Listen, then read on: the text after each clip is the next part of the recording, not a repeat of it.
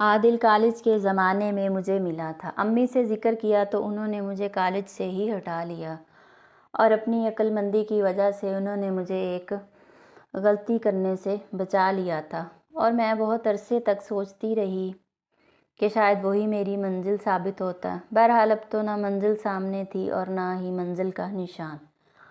وقت گزرتا رہا اور میں چپکے چپکے سرکتی عمر کے ساتھ سوچتی اور کرتی رہی۔ اس سوچ نے روز بروز میری سنجیدگی میں اضافہ کر دیا تھا، جبکہ چہرے پر شادابی اور لبوں پر مسکراہٹ تو انسان کو پرکش بناتی ہے، مگر میں کسی اور ہی فکر کا شکار تھی۔ وقت نے کروٹ لی اور ماں کا انتظار ختم ہوا۔ خدا خدا کر کے ہمارے مقبرے جیسے گھر میں بھی کوئی امیدوں کے چراغ جلانے والا داخل ہوا۔ مہروز خان نے میری سنجیدگی سے متاثر ہو کر میرا رشتہ بھجوایا۔ وہ ہمارے دور کے رشتہ دار ہوتے تھے، اس رشتے کو فوراً منظور کر لیا گیا۔ مہروز میں کوئی کمی نہیں تھی، بس یہ تھا کہ یہ اس کی دوسری شادی تھی۔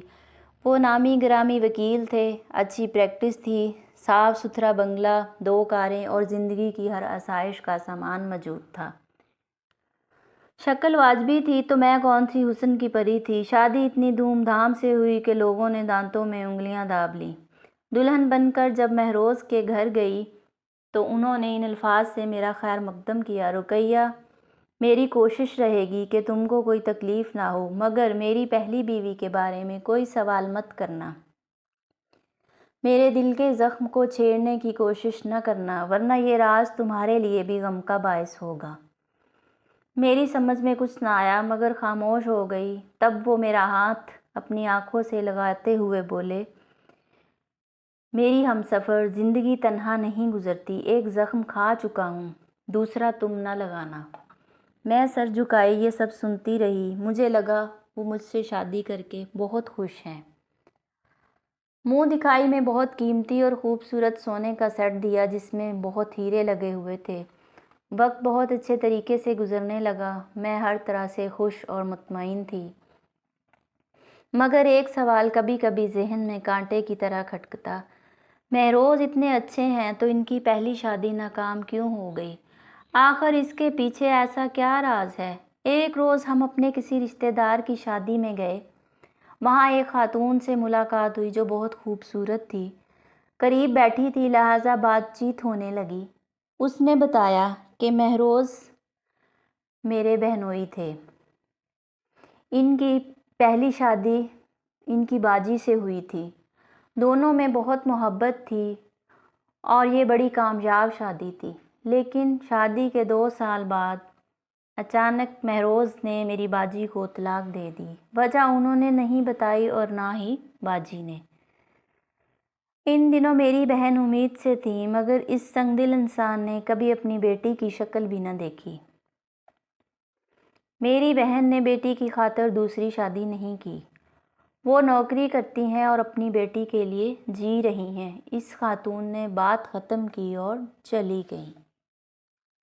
وہ راز جو میں جاننا چاہتی تھی آج اتفاق سے اس عورت نے بتا دیا، جو میرے لیے اجنبی تھی، لیکن راز پھر بھی راز ہی رہا۔ آخر مہروز نے بیوی کو کیوں طلاق دی اور دونوں نے اس کی وجہ کیوں کسی کو نہ بتائی؟ کسی نے بھی دنیا کے سامنے ایک دوسرے کو برا بھلا نہ کہا اور نہ عیب گنوائے۔ اب میں زیادہ اپسٹ رہنے لگی۔ کچھ دن خود پر قابو رکھا، پھر آخر بے چینی وہی سوال کرنے پر مجبور کر دیا جو میں نہیں کرنا چاہتی تھی۔ مجھ کو اب مہروز پر اعتماد ہو گیا تھا کہ وہ ناراض ہوئے بھی تو وقتی طور پر ہوں گے، لہٰذا ہمت کر کے ان سے پوچھ ہی لیا کہ آپ نے اپنی پہلی بیوی کو طلاق کیوں دی تھی۔ ہم اب اتنے گھل مل گئے تھے کہ یہ پوچھنا معمولی بات لگتی تھی، مگر وہ ایک لمحے کو تو ساخت ہو گئے اور ان کے چہرے پر کرب نمایاں ہو گیا۔ تھوڑی دیر دم سادنے کے بعد بالآخر وہ بولے: میں اس سے محبت کرتا تھا، مجھے اس سے کوئی شکایت نہ تھی۔ طلاق دیتے وقت بھی دلی تکلیف ہوئی، لیکن یہ کہہ کر چپ ہو گئے۔ میں بے چینی سے ان کا منہ تکتی رہی۔ بتا بھی دیجیے، کیا اس نے خود طلاق مانگی نہیں تھی؟ تو اس کے وہم و گمان میں بھی نہیں تھا کہ میں اچانک اس کو ایسا کوئی کام سناؤں گا۔ اس نے تو مجھے ایک خوشخبری سنائی تھی جس کے سبب میں نے اسے طلاق دے دی۔ بہرحال جو ہونا تھا ہو گیا، وجہ تم کو کبھی نہ کبھی معلوم ہو ہی جائے گی، فکر مت کرو۔ یہ راز بھی کسی روز کھل جائے گا۔ میں نے جان لیا کہ مزید اصرار کرنا ان کے زخم کو ادھیڑنا ہے، کیونکہ ان کا چہرہ بتا رہا تھا کہ وہ ناراض ہیں۔ لہٰذا اس وقت خاموشی میں ہی بہتری تھی۔ انہوں نے کہا، اپنا دل چھوٹا مت کرو، ایک نہ ایک دن تم جان لو گی۔ میری کم نصیبی کو جاننے میں زیادہ وقت نہیں لگے گا۔ انہوں نے یہ بات کچھ اس طرح بے بسی سے کہی کہ میں شرم سے پانی پانی ہو گئی کہ اتنی محبت کرنے والے شوہر کو میں کوئی اذیت دینا نہیں چاہتی تھی۔ خود سے وعدہ کر لیا کہ کبھی بھول کر بھی ایسا سوال نہیں پوچھوں گی اور انہیں کسی آزمائش میں نہیں ڈالوں گی۔ عرصے تک خاموش رہی۔ شادی کو 5 برس گزر گئے، مگر میرے اندر کے فطری حس نے چین نہ لینے دیا۔ گھر میں پڑا پرانا سامان کھول کھول کر دیکھنا شروع کر دیا۔ جب وقت ملتا تو ان کی کتابوں کی الماریوں میں چھانتی۔ بالآخر مجھے ایک فائل ملی، اس میں ایک تصویر مل گئی جو ان کے شادی کے اول دن کی تھی۔ دلہن اتنی خوبصورت تھی کہ میں تو حیران رہ گئی۔ یا اللہ، ایسی حسین لڑکی جس کا حسن حوروں کو شرمائے اور وہ اس سے محبت کرتے تھے، جس کے لیے اب بھی اداس رہتے ہیں کیونکہ اس کو طلاق دے دی، غصے میں ذا کسی شک کی بنا پر، لیکن کبھی بھی اس پر کوئی الزام نہ لگایا، نہ اس کی بے وفائی کے بارے میں کوئی زبان کھولی۔ میرے دل میں ہلچل مچ گئی اور میں سوچ سوچ کر بیمار ہو گئی۔ ایک روز مہرو نے میرے چہرے کو بہت غور سے دیکھا، پھر بولے، تم روز بروز مرجھائی لگ رہی ہو، چلو میں تم کو کسی ڈاکٹر کو دکھاتا ہوں۔ میں بیمار نہیں ہوں، گھر میں بہت تنہائی محسوس کرتی ہوں۔ آپ صبح کورٹ چلے جاتے ہیں اور تمام دن مصروف رہتے ہیں، شام کو بھی آرام نہیں کر پاتے، کبھی کیس کی تیاری تو کبھی موکلوں سے سر کھپانا۔ میں آپ کی منتظر رہتی ہوں، آپ کے پاس وقت نہیں، میں بات کس سے کروں؟ کہنے لگے، ایسا کرو، کچھ دن کے لیے میکے چلی جاؤ، وہاں تمہارے بہن بھائی ہیں، امی بھانجے بھتیجے ہیں، تمہارا دل لگ جائے گا، جب تک جی چاہے رہنا، پھر گھر آ جانا۔ میں نے تو تم کو کبھی میکے جانے سے منع نہیں کیا، میرا دل نہیں کرتا اپنا گھر چھوڑ کر کہیں جاؤں، مجھے اپنے گھر سے محبت ہے، یہیں سکون ملتا ہے۔ ٹھیک ہے، وہ بولے، لیکن انسان کو کبھی کبھی بھیڑ بھاڑ میں رہنا اچھا لگتا ہے۔ تیار ہو جاؤ، میں خود تم کو اماں کے پاس چھوڑ آتا ہوں۔ مہروز کے اصرار پر میں میکے آ گئی۔ امی نے بھی کہا، تم بیمار نظر آ رہی ہو، سچ بتاؤ کیا بات ہے، تم شوہر کے ساتھ خوش تو ہو؟ ہاں ہاں، میں ان کے ساتھ بہت خوش ہوں، وہ بہت اچھے ہیں، لیکن مجھے اب تنہائی محسوس ہونے لگی ہے۔ میں نے تو تم سے پہلے بھی کئی بار کہا ہے کہ تم کسی اچھی ڈاکٹر سے علاج کرواؤ، شادی کو 6 سال ہونے والے ہیں اور ابھی تک تمہاری گود ہری نہیں ہوئی ہے، تنہائی تو محسوس ہوتی ہوگی۔ امی، جب میرے شوہر کو اس بارے میں فکر نہیں تو پھر مجھے کیوں؟ انہوں نے تو ایک بار بھی نہیں کہا کہ ہمارے ہاں اولاد کی کمی ہے، بلکہ میں نے 1-2 بار کہا تو بولے، اولاد اللہ کا مال ہوتی ہے، جب چاہے گا دے دے گا، مایوس نہ ہو، اللہ نے چاہا تو ہو جائے گی۔ امی خاموش ہو گئی۔ مہروز ہر ہفتے آتے، صبح سے شام تک میرے ساتھ رہتے، کہتے، سوچا مت کرو، خوش رہا کرو، دیکھو یہاں آ کر تمہاری صحت پہلے سے کہیں بہتر ہو گئی ہے۔ واقعی امی کی توجہ اور دیکھ بھال سے میں بہل گئی تھی اور اب میرا دل ان کے گھر میں لگنے لگا تھا۔ گھر آتی چند روز بعد جی چاہتا پھر سے ماں کے پاس چلی جاؤں۔ میرا دل واقعی ماں کے ٹوٹے پھوٹے مکان میں ہی بہلتا تھا۔ مجھے اب بنگلہ، کاریں، ملازمین سب برے لگتے تھے، کیونکہ مہروز کی مصروفیت اور تنہائی کلیجہ کھانے لگتی۔ یہ بات انہوں نے بھی محسوس کر لی تھی، اس لیے وہ خود مجھے امی کے پاس چھوڑ جاتے اور کبھی کوئی روک ٹوک نہ کرتے، نہ بدظن ہوتے، بلکہ ان کی محبت میں اضافہ ہی ہوتا جاتا۔ میں بھی ان سے محبت کرتی تھی، مگر اب میرا دل ان کے ساتھ خوش نہ تھا، کیونکہ ان کی خاموشی نے مجھے ڈس لیا تھا۔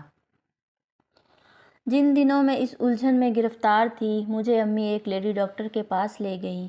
اس نے کچھ دعائیں دیں اور کہا آپ شاید سوچتی بہت ہیں، کسی بات کی ٹینشن نہ لیا کریں اور خوش رہا کریں، آپ صحت مند ہیں اور انشاءاللہ اولاد بھی ضرور ہوگی۔ 1 ماہ بعد امی نے اصرار کیا کہ میں پھر سے ڈاکٹر کے پاس جاؤں، لیکن امی کی طبیعت ناساز ہو گئی۔ وہ بولیں بہن کو فون کر کے بلوا لو اور اس کے ساتھ چلی جاؤ۔ بہن کو فون کیا وہ تو بولیں تمہارے بہنوئی کے مہمان آنے والے ہیں، میں نہیں آ سکتی، تم یہیں آ جاؤ، فارغ ہو کر ساتھ چلی جاؤں گی۔ میں ان کے گھر جا پہنچی اور دعوت کا کھانا بنوانے میں مدد کی اور ان کی بہن کے ساتھ کھانے کی میز لگا دی۔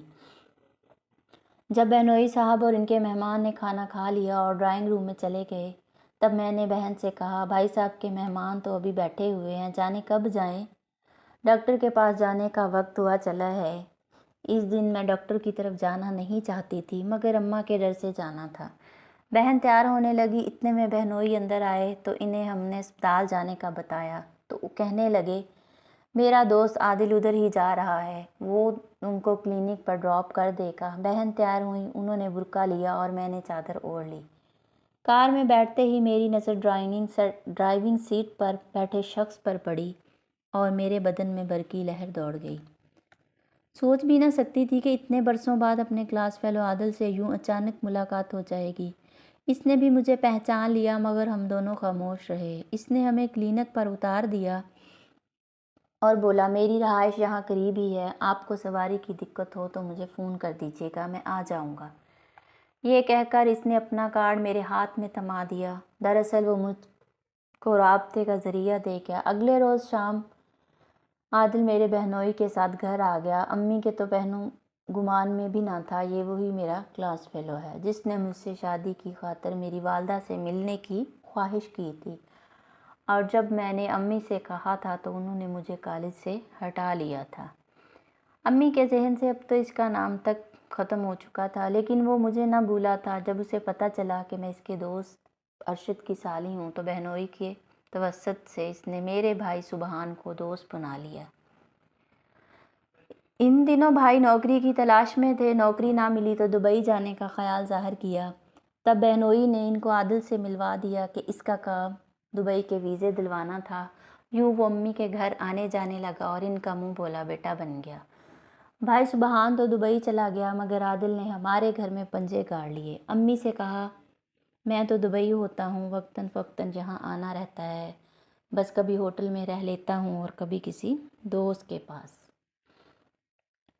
اس پر میری ماں نے کہا بیٹا تم یہاں رہ لیا کرو، کہیں اور ٹھہرنے کی کیا ضرورت ہے؟ دراصل امی چھوٹے بیٹے کے لیے بھی دبئی کے ویزے کی توقع کر رہی تھیں اور سبحان بھائی کی وجہ سے بھی عادل کی احسان مند تھیں۔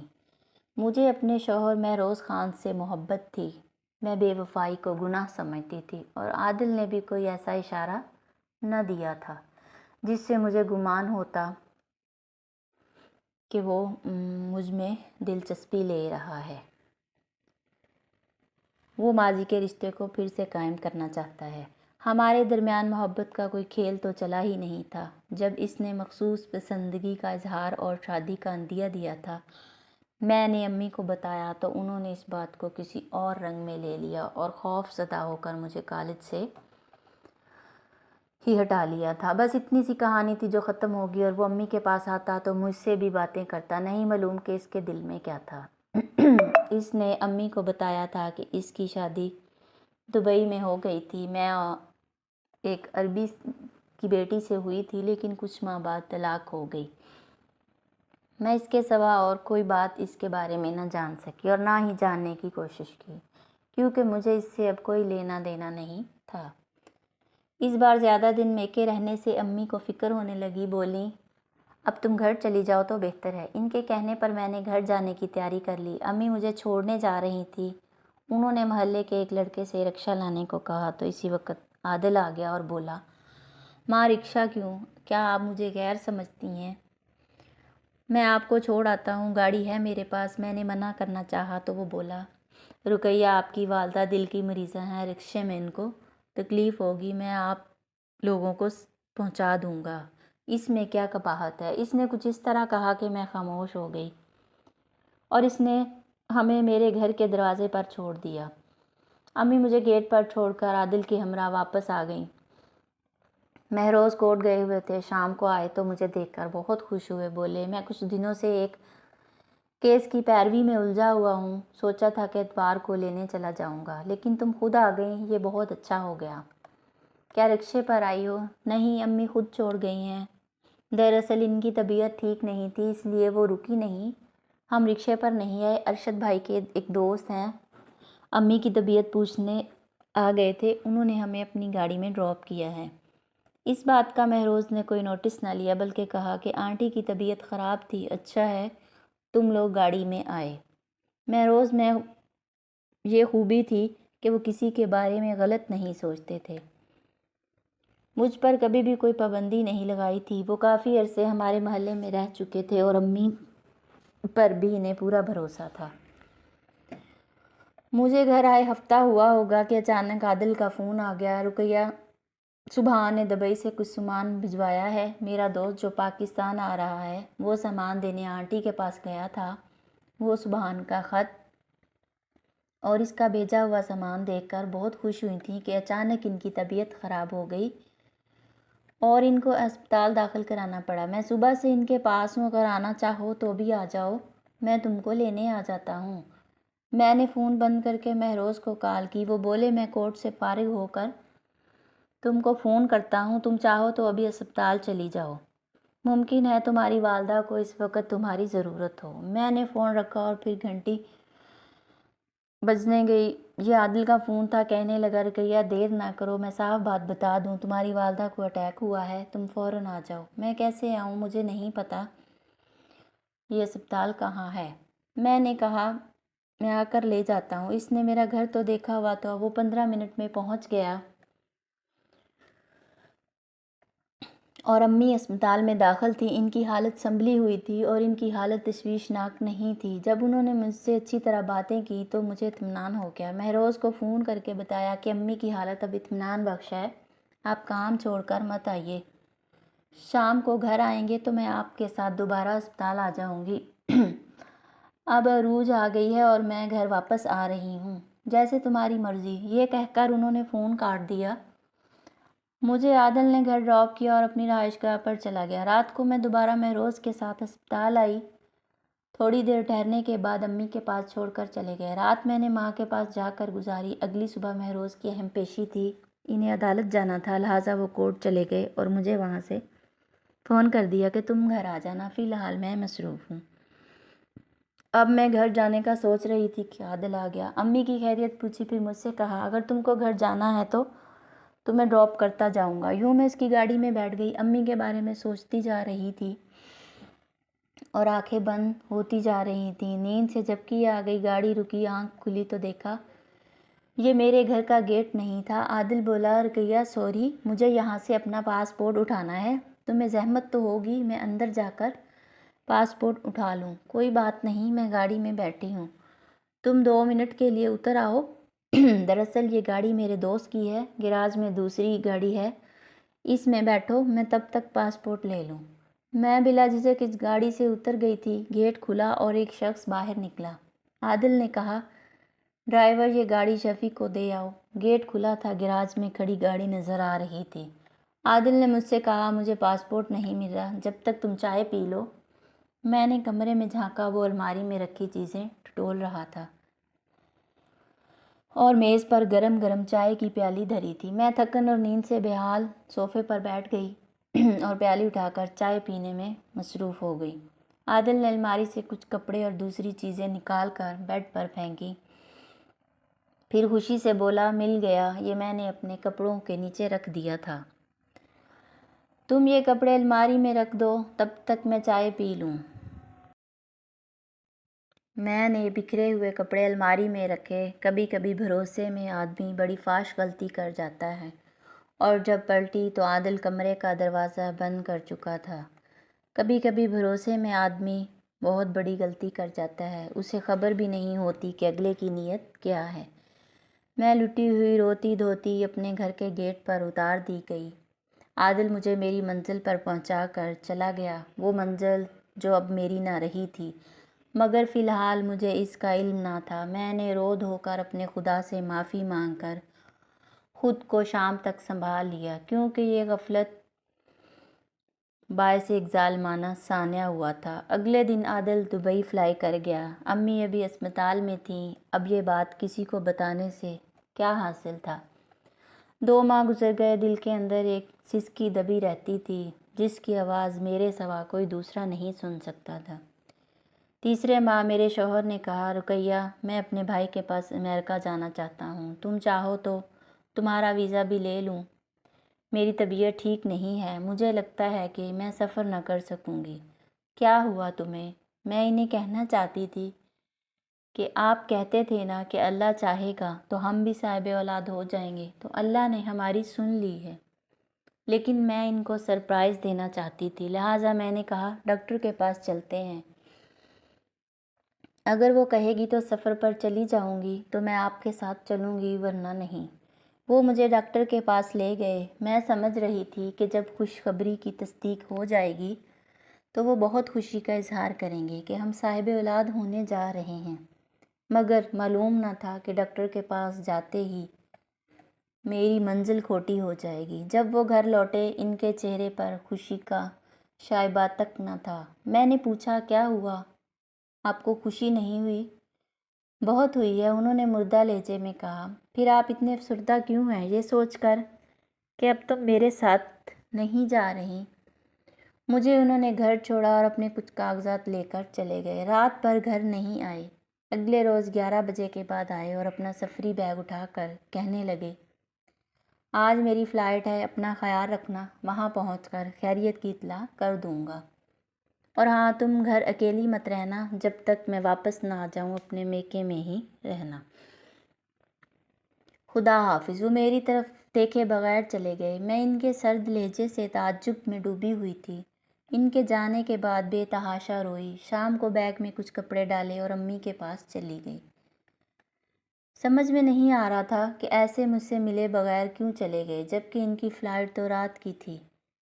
امی کے گھر آئے ہفتہ ہوا ہوگا کہ گھر پر امریکہ سے ایک رجسٹری آئی۔